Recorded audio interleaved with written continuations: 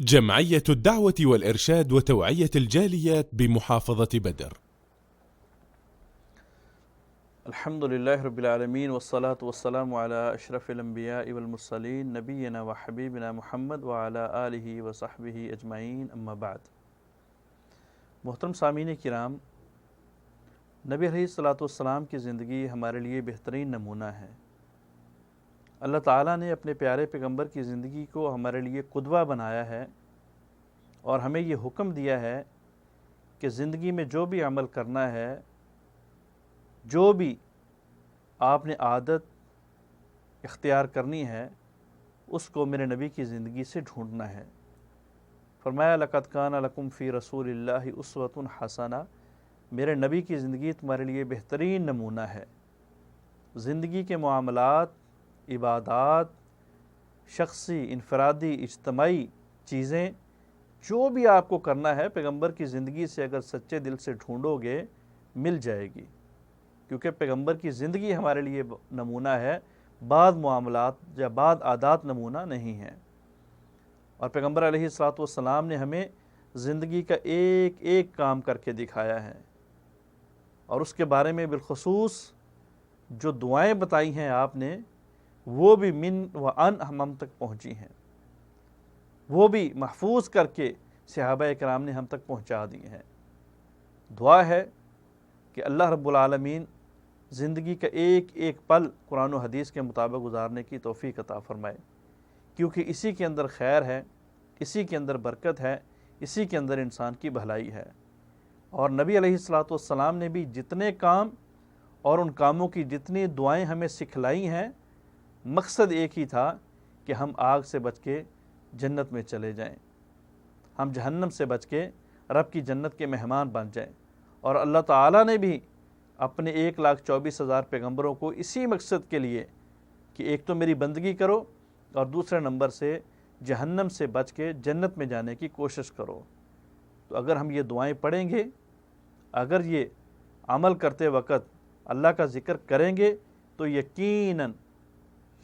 با یقیناً اللہ رب العالمین کی خوشنودی ملے گی، زندگی خوشگوار ہو جائے گی اور رب کی جنتوں کے مہمان بن جائیں گے۔ بہت بڑا عمل جو ہر وقت کیا جاتا ہے، ہر انسان کے ساتھ پیش آتا ہے، ہر انسان کو یہ عمل کرنا ہی پڑتا ہے، وہ یہ ہے کہ گھر سے نکلنا اور گھر میں داخل ہونا۔ نبی علیہ الصلوۃ والسلام نے گھر سے نکلنے کی دعا بھی بتائی ہے اور گھر میں داخل ہونے کی دعائیں بھی بتائی ہیں، اور ان کے اندر ایسے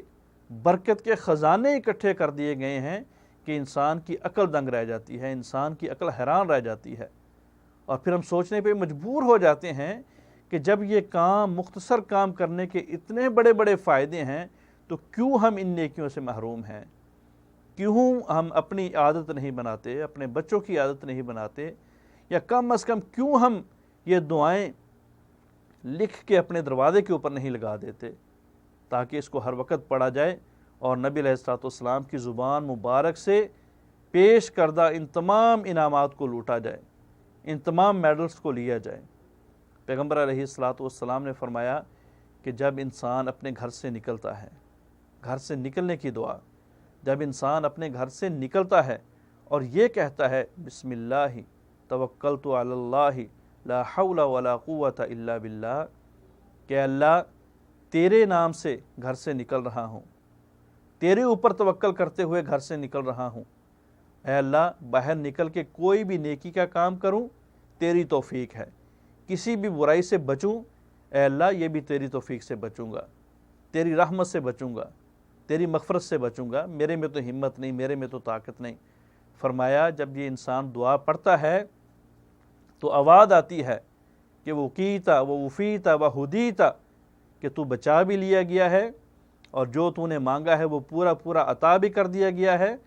اور تیری جو ہے وہ ہدایت کا بندوبست بھی کر دیا گیا ہے،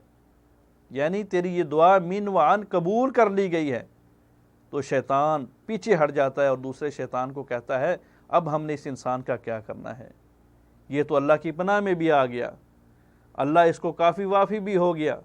اللہ نے اس کو ہدایت بھی دے دی، یہ پورے راستے میں، پوری ڈیوٹی میں اور پورا وہ وقت جو گھر سے باہر نکالے گا یہ ہمارے شکنجے میں نہیں آئے گا، لہذا اس کا پیچھا کرنے کی ضرورت نہیں، اس کے ساتھ چمٹنے کی ضرورت نہیں۔ شیطان دور بھاگ جاتا ہے، اپنے چیلوں کو بھی دور لے جاتا ہے۔ ام سلمہ رضی اللہ تعالیٰ عنہ فرماتی ہیں کہ نبی علیہ الصلوۃ والسلام جب بھی میرے گھر سے نکلتے یہ دعا پڑھا کرتے تھے، اللہم انی اعوذ بک ان اضل او اضل او ازل او ازل او اظلم او اظلم علی او اجہل او یجہل علی۔ یہ دعا پڑھا کرتے تھے، خوبصورت دعا پڑھا کرتے تھے، بڑے فوائد ہیں اس کے۔ اسی طرح پیغمبر علیہ الصلوۃ والسلام نے فرمایا، اسی طرح نبی علیہ الصلوۃ والسلام نے فرمایا، حضرت انس رضی اللہ تعالیٰ عنہ اس حدیث کے راوی ہیں، فرمایا کہ جب تم گھر میں داخل ہو تو بیٹا سلام کہا کرو، السلام علیکم ورحمۃ اللہ وبرکاتہ کہا کرو، چاہے گھر کے اندر کوئی ہے یا نہیں ہے، لیکن جب آپ سلام کہو گے تو اللہ تعالیٰ اس کی وجہ سے آپ کے اوپر بھی برکت نازل کرے گا اور آپ کے گھر میں بھی برکت نازل کرے گا۔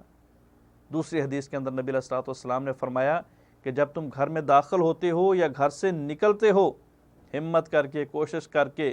اور اس انعام، اس جائزے کو سامنے رکھتے ہوئے 2 رکعت پڑھ لیا کرو، اللہ کے سامنے سر سجدہ ہو جایا کرو، آپ کا نکلنا بھی بابرکت ہو جائے گا اور آپ کا داخل ہونا بھی بابرکت ہو جائے گا۔ جب 2 رکعتیں پڑھ کے نکلو گے، جس کام کے لیے نکلو گے برکت ہی برکت،